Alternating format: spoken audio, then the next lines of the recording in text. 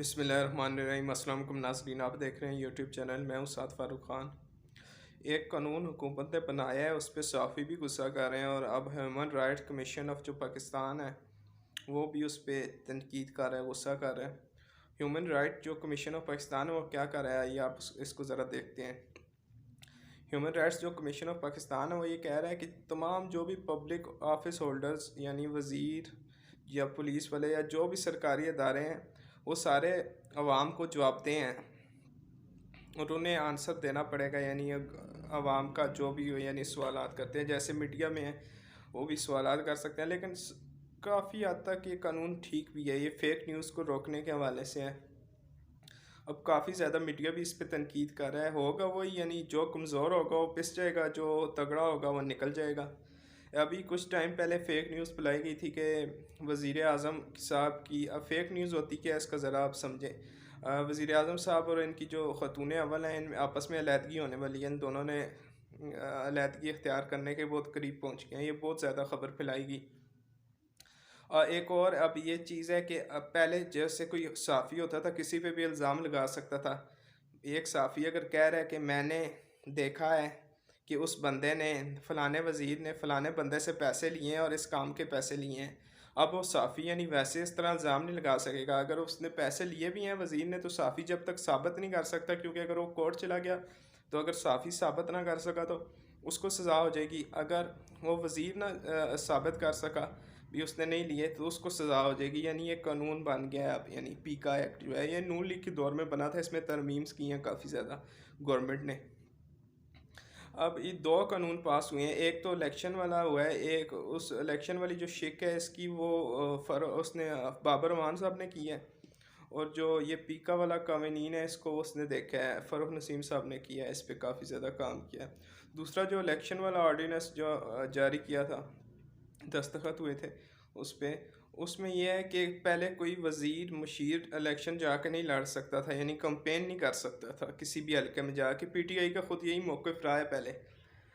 लेकिन अब ये देखा जा रहा है कि पीटीआई वाले ये समझते हैं कि उस टाइम पे नून लीग या पीपल्स पार्टी के टाइम पे इलेक्शन कमीशन कोई एक्शन नहीं लेता था, उन्हें उस टाइम ख्याल नहीं आता था। लेकिन अब हमारे ख़िलाफ़ ये बहुत ज़्यादा एक्शन ले रहे हैं इलेक्शन कमीशन और हमें तंग कर रहे हैं, यानी इसलिए इन्होंने ये कानून ही बदल दिया। वैसे एक बात तो जो जायज़ है वो है कि एक अगर बंदा है उसकी पार्टी यानी हुकूमत में नहीं है, और वैसे अगर इलेक्शन लड़ रही है या एक आज़ाद हैसियत से एक कौंसलर इलेक्शन लड़ रहा है और दूसरी तरफ भी एक कौंसलर है, और उसकी अगर आके कोई वज़ीर या मशीर उसकी कंपेन करेगा तो असर तो पड़ेगा, क्योंकि वज़ीर या मशीर जहाँ भी जाते हैं वो असरअंदाज तो होते हैं।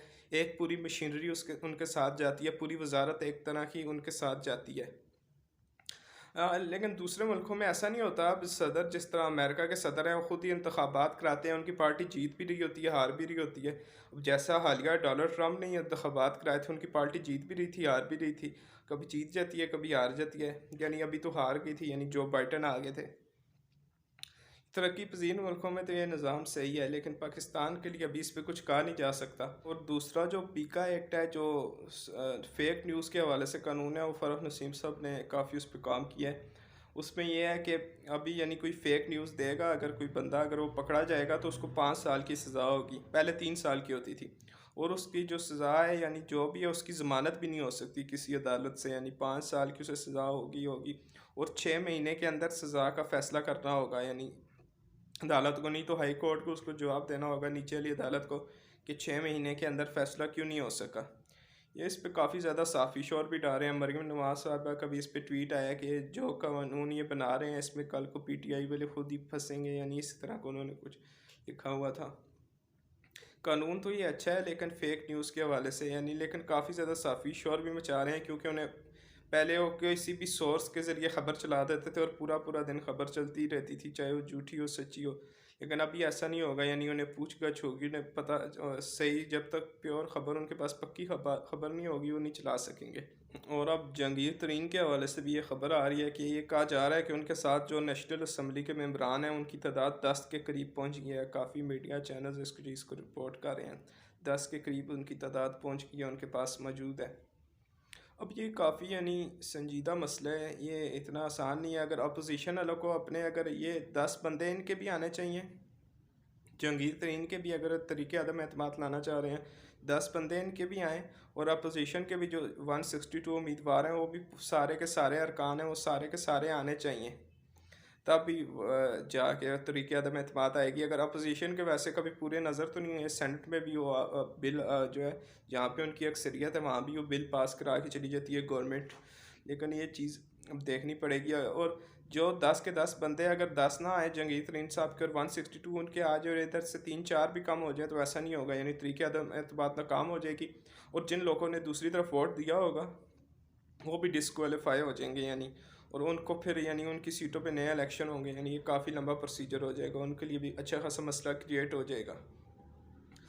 जंगीर तरीन साहब देखना पड़ेगा, अभी तक उन्होंने कुछ कहा नहीं है किसी को भी, किसी पार्टी को भी कि मैं आपकी हमायत करूंगा या नहीं करूंगा। उन्होंने पीपल्स पार्टी के जो चेयरमैन है बिलावल भुट्टो ज़रदारी उनसे भी मुलाकात की है, उसके बाद उन्होंने शहबाज शरीफ से भी मुलाकात की हुई है, उसके बाद वो यही कहा जा रहा है इवन कि उन्होंने मौलाना फजल रहमान से भी मुलाकात की है और काफ लीग से भी उनके कह देते हैं कि फ़ोनों पर रबते यानी चल रहे हैं।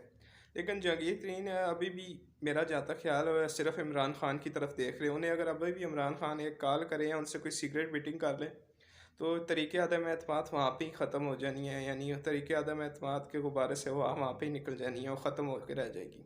फिर अपोजिशन वाले उसी तरह जहांगीर तरीन साहब पे तनकीद करेंगे, ये है ये है ये। पाकिस्तान की सियासत में ये वैसे आम बात है, इसी तरह चलती है। यानी अभी तक के लिए इतना ही, अपना ख्याल रखें, अपने इस चैनल का ख्याल रखें। अल्लाह हाफिज़।